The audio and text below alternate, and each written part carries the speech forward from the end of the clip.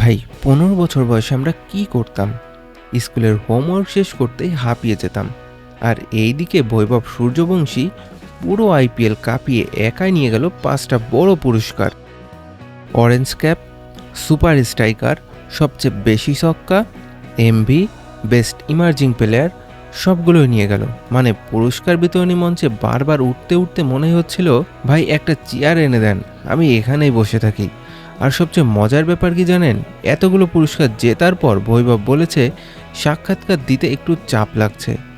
মানে ভাই ৭৭৬ রান, ৭২ ছক্কা, ৫টা পুরস্কার, এসব করতে চাপ লাগেনি, কিন্তু মাইক হাতে নিলেই চাপ। ক্রিস গেইলের রেকর্ড ভেঙেছে, আইপিএলের ইতিহাসে নাম লিখিয়েছে মাত্র ১৫ বছর বয়সে। এখন ক্রিকেট ভক্তদের একটাই প্রশ্ন, বৈভব কি ভবিষ্যতে কোহলি রোহিতদের সব রেকর্ড ভেঙে দিতে পারে? আপনার কাছে কি মনে হয়? কমেন্টে জানাতে ভুলবেন না।